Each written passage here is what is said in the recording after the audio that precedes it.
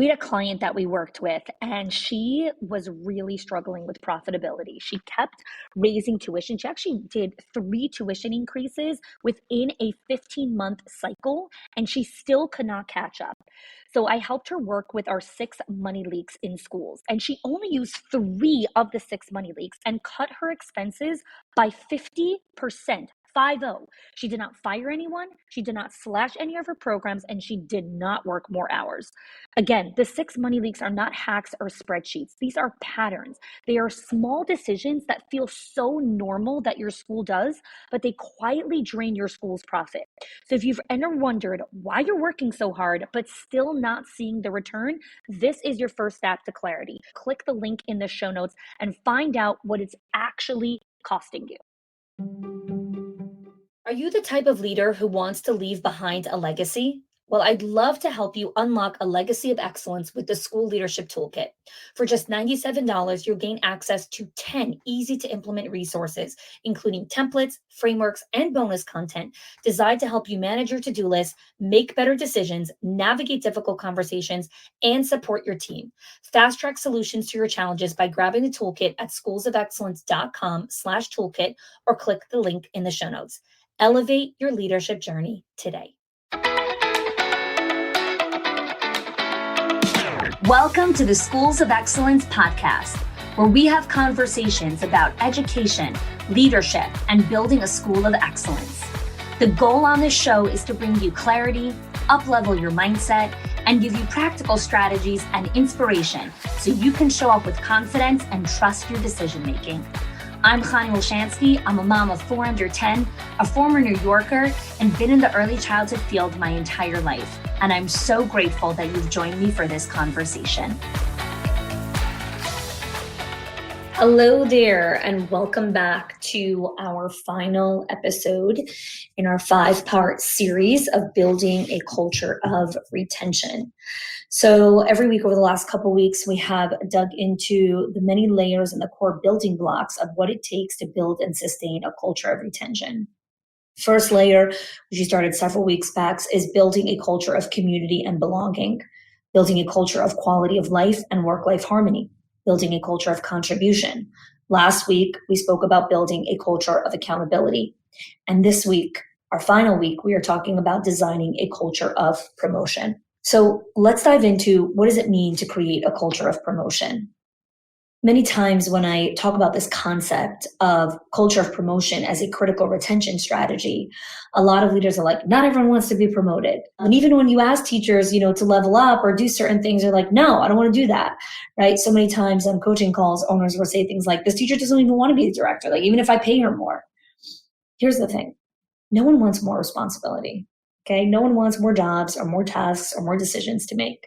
Think about yourself. Even for more money, do you want more responsibility with what's already on your plate? Many of us are fighting for survival, and anything extra is the thing that breaks us. Okay, even if we already don't feel at a breaking point. The thing you have to remember is you have a team of gold that's sitting right in front of you. And most school leaders miss out on opportunities for their teams to contribute and to really level up the entire company's organization. What happens a lot is they keep telling themselves this lie. One day when things get quiet, I will figure this all out.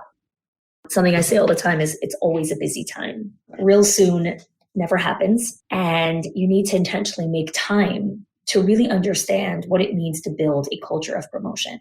Because how you present the opportunity to level up, how you present the project that you want to invite someone to take initiative on, all of it matters in the way that you present itself. Many people are ready to level up, but they're waiting for an invitation. Many people know that they can contribute, but they're terrified to fail. Many people know that they have more to give, but their self-esteem and their self-confidence need some coaching. And I share an interesting story about, a lot of people are ready to level up, but they're waiting for the invitation. I had one particular owner who was inside of our owner's HQ program. She's still inside of our owner's HQ program. And she finally became fully staffed a couple of months ago. And she wanted to ramp up enrollment because she had paused enrollment because she didn't have staff. And so she was on social media. She was on Instagram and Facebook. And she was like doing all these postings of like what was happening inside of the school, because she wanted to start to communicate with parents and prospective parents and current families and bring people in. And she was running herself ragged. She had let go of the gratitude matrix. She had let go of one-on-one. She wasn't doing the foundational things that she needed to do as an owner because she was busy putzing around on Facebook and Instagram. And so I was on a call with her. She had pinged me, and like with desperation, she's like, I'm falling apart. Like I'm going, like, she's like, I can't do this. And I'm like, let's talk. So we get on a call and we jump on the next coaching call. And I'm like, what's going on? She tells me the whole spiel. And I said, okay, I want you to look at your teacher roster, put it right in front of you. And I want you to highlight with the yellow highlighter 3 people who you know are amazing at social media. She's like, okay. So she highlights 3 people. I said, okay, of those 3 people, who can you ask today? I spoke to her at 11 o'clock in the morning. I said, who can you ask today to take over the Instagram feed? And they'll do a phenomenal job at posting really great pictures.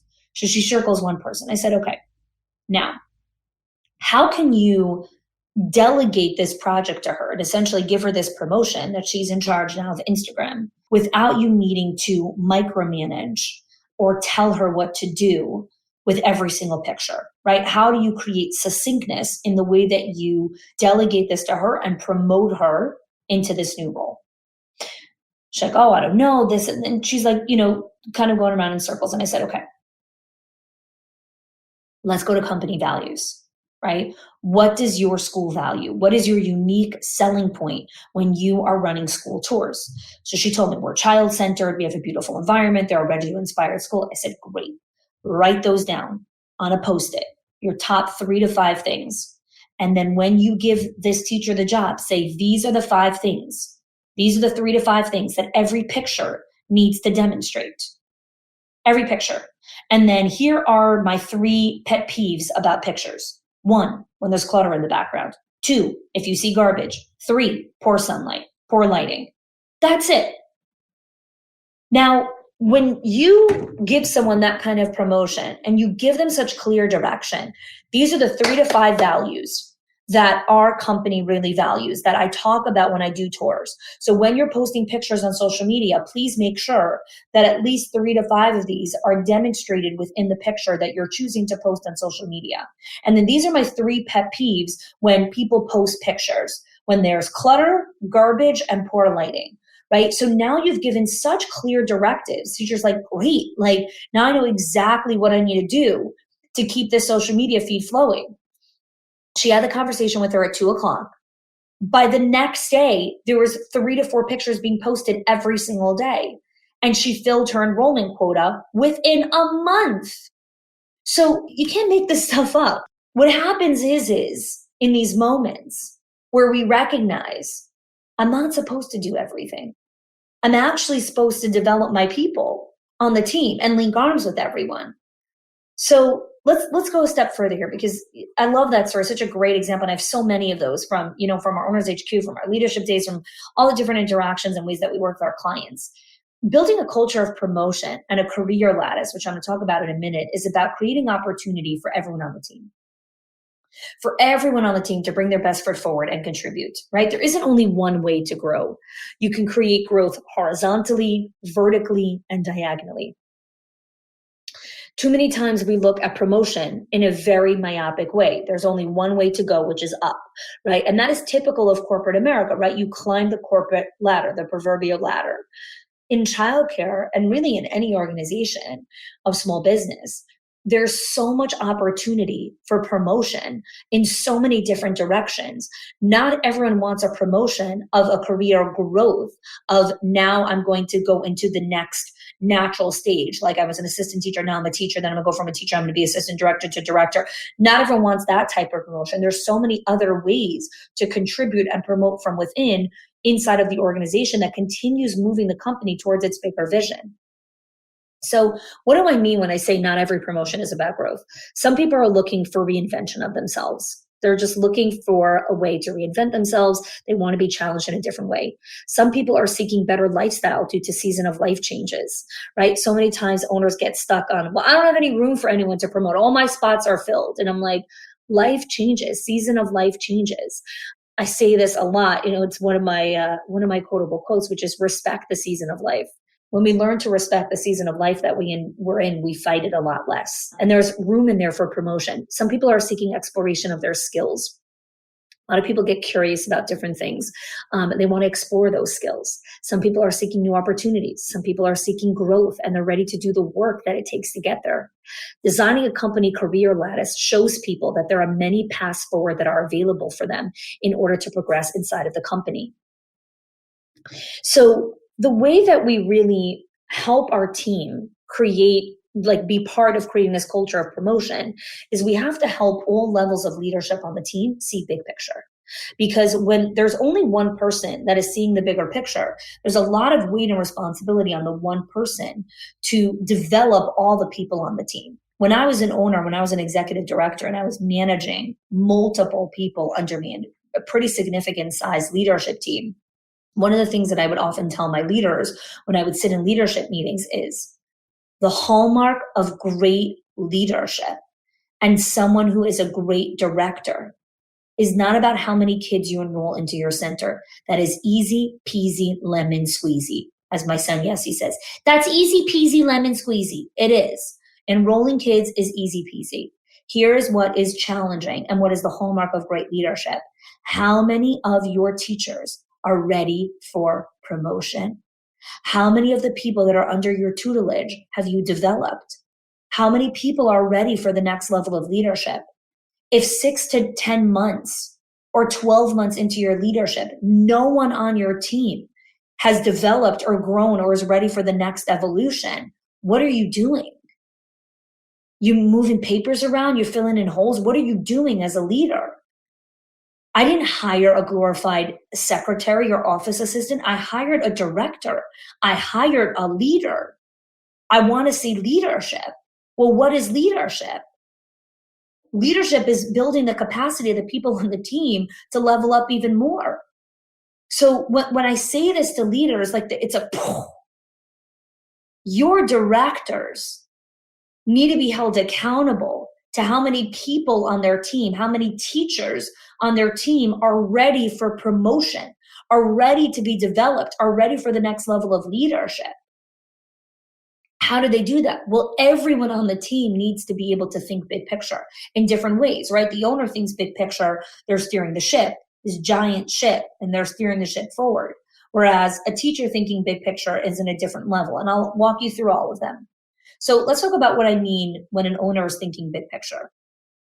When owners join our Owners HQ program, or when they come to our events, or any of those ways that they start to interact with us, one of the first things that I do when I disrupt an owner's thinking is I tell them, when you wake up in the morning, you are no longer allowed to ask yourself, what do I need to do today? What do I need to do today is what directors ask.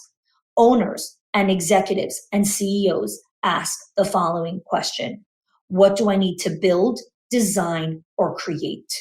You are not the executor. You are not the doer. You are the leader. You are the designer. You are the creator. You are the builder. When you wake up in the morning, you don't have a to-do list. You have a meeting with yourself, which is about, what do I want to build and create today?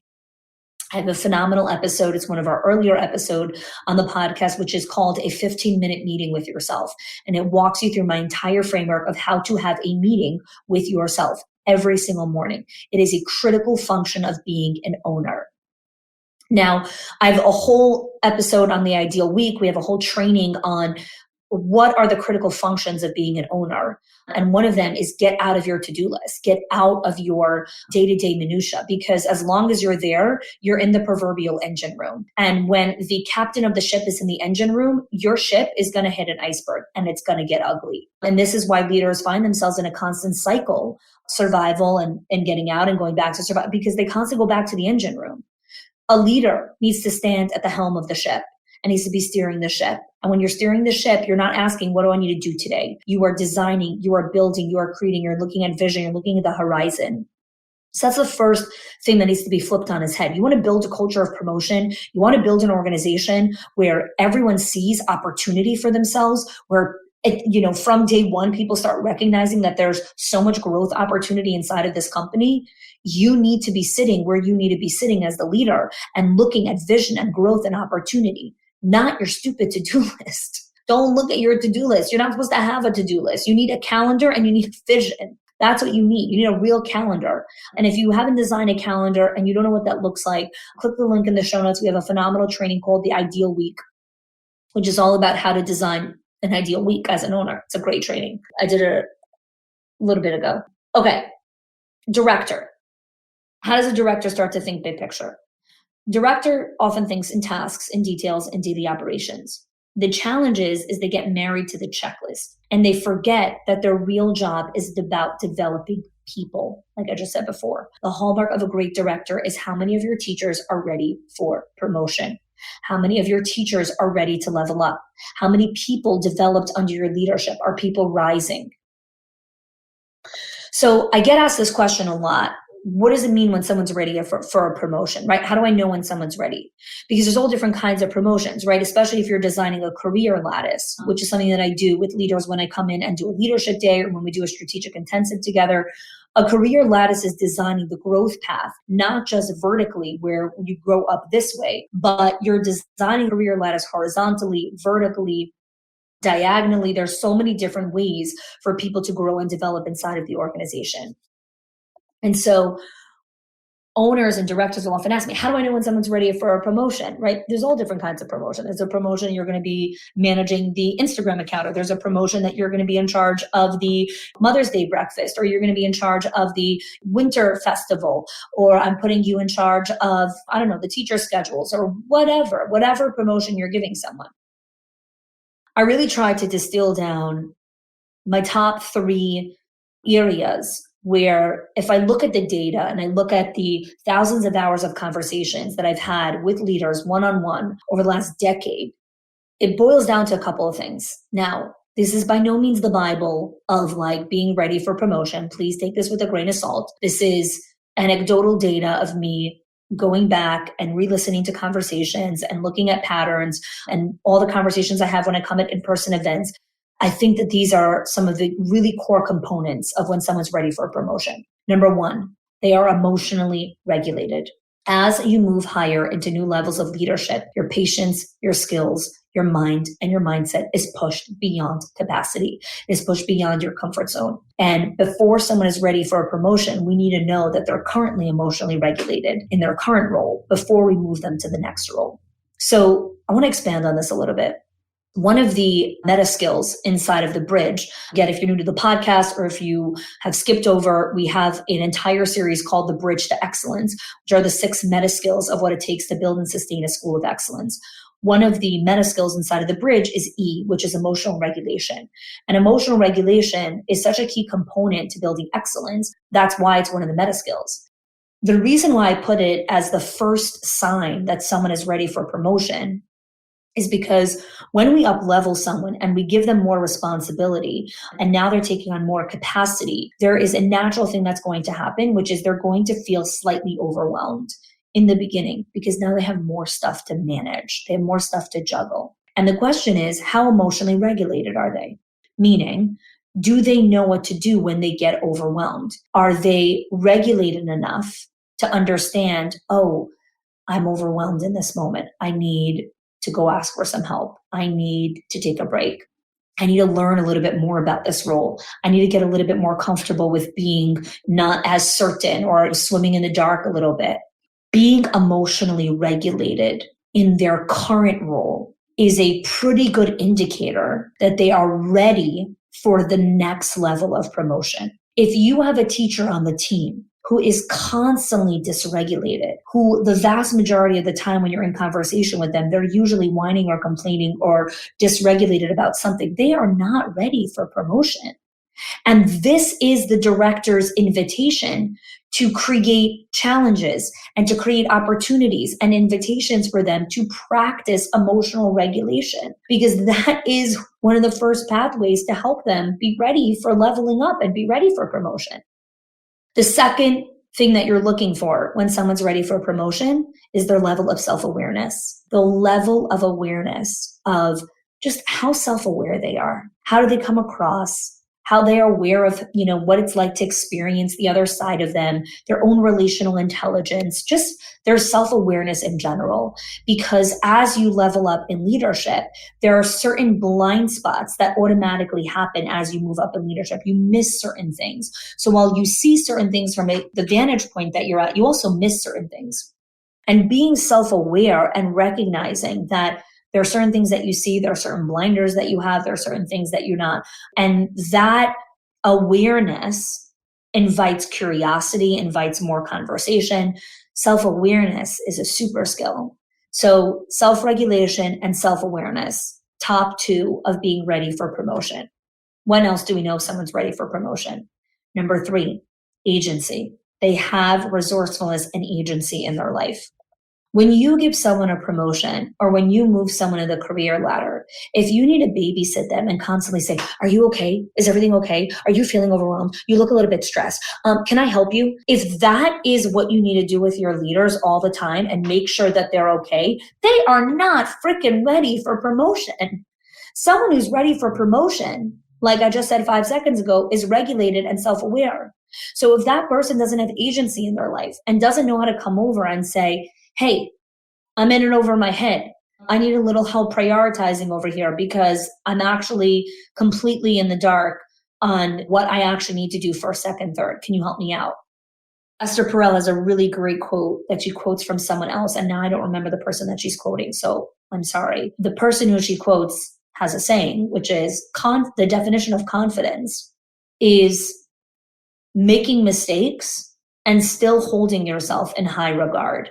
So even though you make mistakes, even though you mess up or whatever it is, you still hold yourself in high regard, not in arrogance, not big egos, inflated egos, just high regard. Like, I still am enough. I still can hold myself in the way that I need to hold myself. Agency and asking for help and knowing when to reach out and be resourceful is a huge hallmark of being ready for a promotion. And the 4th thing that I typically look for when someone's ready for a promotion is their willingness to help others. When you enter levels of leadership and as you continue to move into other directions of leadership, your ability to spot when someone needs help or spot when someone is uncomfortable and how you can support them and how you can help them is a super skill, right? It's powerful. And part of being in leadership is helping. It's servant leadership. So when someone shows the capacity to help others, it means that they're not in survival, right? When you're drowning, you are not helping anyone around you swim. You are drowning. You need someone to pull you out. When you're not drowning, you can actually survey the scene and see who does need help. And so when we're looking at who's ready for promotion, we're looking at who's not in survival, right? Who can help others?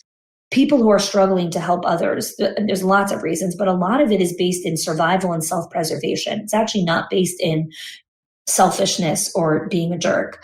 A lot of people are really just trying to survive and living in self-preservation. And that's why they can't help other people. They don't have the capacity to be there for anyone else. They could barely be there for themselves. So that is for me, one of the final things that I look for when is someone ready for a promotion? This is specifically in childcare that I'm giving these examples.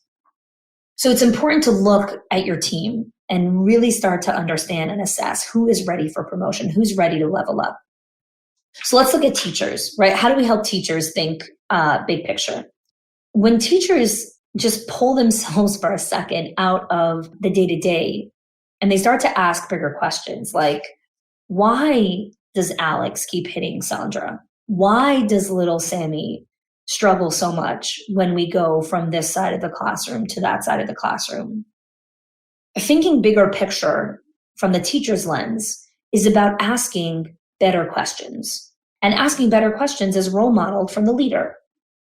It's one of the big things that I often get told when we're on coaching calls or when I'm doing leadership days or I'm speaking is people are looking at the quality of the questions that I'm asking because I one of the things that I work on is becoming a better question asker. It's a skill that I want to constantly develop, asking really good questions. It is a skill that I already have. I do ask really good questions, and it's a skill that I constantly want to hone. I want to constantly ask better questions. I want to know how to ask good questions. And so the way that you become a teacher, the way how you help your teachers think bigger picture is you help them ask better questions.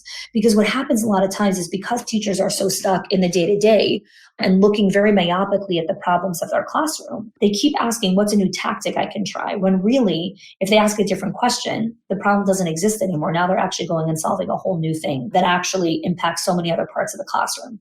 So asking a good question really helps teachers up-level themselves and think big picture. I actually did a whole training on this, a strategic advisory inside of our membership and our owners HQ and our directors in our circle. I did a whole training on how to help staff think big picture and I gave specific questions on how to help the team think big picture. And the reason for that is because the more that you can help teachers just lift up their head a little bit above the water and look at their classroom from a different perspective. And then the directors are looking at their centers from a different perspective, from a level of developing people and a level of promotion. And you as the owner are looking at your directors and your admin team of who's ready for more responsibility and leveling up. You just design a whole new culture of retention. People want to stay. There's opportunity. It's exciting. The company's growing, right? You're part of something bigger than yourself. It's amazing.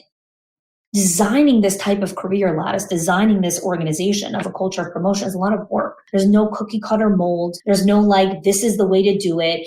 It's a conversation. And it starts with really understanding your legacy, your long-term goals, your values, your vision, your purpose. And then the things start to fall into place from there. So here's what I want to leave you with in this final episode of this 5-part series. Building a culture of retention. Building an organization that will stand the test of time. I say this all the time on my podcast. I'm playing the decades game. I'm going to be around for decades from now. I want this podcast to be around for decades from now. The content that I'm building inside of this podcast this is part of my legacy. This podcast is my legacy. This content will live on forever. And I'm very intentional about the stories that I share and what I talk about on this podcast, because this is part of my legacy. It's a huge body of work that I'm building that I'm so proud of. And when we're building our legacy, when we're building the cultures inside of our organizations, we want to understand that retention and retaining top talent, retaining our employees is not a project, it's a practice. And there's core building blocks that we need to slowly master and then move on to the next one. Building a culture of promotion is not something that happens overnight, and it's not the first strategy you go after. This is why this is the 5th building block in building a culture of retention. The first building block is culture of community and belonging, which we spoke about, right? That's the first layer. Love, belonging, like just connection with our people. Then we're building a culture of quality of life and work-life harmony. We're starting to integrate the two worlds, the professional world and the personal world. Then we move on to building a culture of contribution. Now we can start asking people to contribute parts of themselves, things that they're excited to give. Then we go into a culture of accountability and feedback. Now we're going to start holding people accountable to these higher standards and goals. And lastly, we come to a culture of promotion. Now we're designing an organization where everyone on the team has opportunity and invitations for leveling up. So I hope you enjoyed this 5-part series that we created on building a culture of retention. And I hope that you take the time to go back and re-listen to these episodes as you start to implement some of these things. And if you want a straighter path forward, if you want more direct coaching, more of an opportunity to work with myself one-on-one, for me to work with your team, we have something called Leadership Days. It's by application only. There's a phone call conversation, it's an intake form. Please click the link in the show notes and email our team. All the information is in the show notes. And we can have a conversation about if it's a good fit for your organization, if it's the right time. Also, you need a certain size of your leadership team, certain goals. There are certain criteria that your company needs to be in order to be ready for a leadership day. But if your organization is not over there, or you're not ready for that type of high level work with me, we have our Schools of Excellence memberships, such as our Owners HQ program and our Directors in our Circle. This is where we really walk you through the entire roadmap, our pyramid of excellence, which is our proprietary process of how we help leaders build legacy and build and sustain their schools of excellence. And building a culture of retention is a huge part of building schools of excellence. So if you want to work deeper with our company, if you want to work with myself, our proprietary processes, my team, fill out an application, see if it's a right fit for you. We'll jump on a call, we'll have a conversation, and we'll see if now's the right time for you to up level and learn these higher level skills. Thanks for joining us in today's podcast episode. Please, if you haven't had a chance to rate and review our podcast, ratings and reviews help us rank higher inside of Google and iTunes. It helps more people discover us, which is a huge part of our legacy, more and more people finding out about our podcast. So thanks so much for joining us, and we'll see you next week. If you are loving the Schools of Excellence podcast and have gotten any value out of it for your school, I would love if you can do two things for me. One, subscribe to the show so you never miss an episode. And two, can you please leave us a review? Reviews help other school leaders know that this is the place to learn how to build a school of excellence. And I would be so grateful if you can do that for us. Your help and support makes this show to be able to be listened by the thousands of other school leaders all around the world. Thanks so much for listening, for giving us your time and attention each and every week, and I appreciate that you have joined us. Hey there. If you're a school leader, I bet you have a super long to-do list with all the things that you need to get done every single day. You got to-do lists of what the teachers need, what the parents need, what your leadership team, admin. You also have to-do lists about your visionary stuff or your future goals that you want to get accomplished. And every single day, it's a hustle against the clock to try to figure out how to check off every single thing on your to-do list. Today, I actually want to share with you a whole new way to tackle your to-do list and understand how to actually battle out the competing demands that happen inside of a childcare center. It's my little secret sauce called having a do not do list. So instead of having a do list, you have a do not do list, a list of things that you do not do until certain things get completed, or a list of things that you do not do anymore if you want to create sustainability and long-term legacy inside of your center. I'm teaching this strategy and a whole bunch more of my incredible tools in the Priority Reset Workshop on February 29th at 11:30 Eastern. I want you to join me and dozens of other school leaders to reclaim your time, to learn how to balance those competing priorities, and most importantly, focus the time, energy, people, and resources on the activity, on the priorities, and the work that actually move the needle forward. I look forward to seeing you there. Click the link in the show notes to register. If your accountant has ever told you to cut back on professional development or slash your teacher appreciation budget or your staff development budget just so you could stay afloat, or has told you, hey, you probably can't go invest in that program, please listen. The problem is not that you're spending too much money on your people or yourself or your investment or your support system. It's that your school has invisible money leaks that are draining your profit, leaks that no spreadsheet will ever catch or accountant. So I created the 6 money leaks of schools that show you the 6 core areas that schools lose money every single month without realizing it. If you close even one of them, your profits will start to soar without sacrificing your team. Go get it now and stop blaming the things that are actually building your school.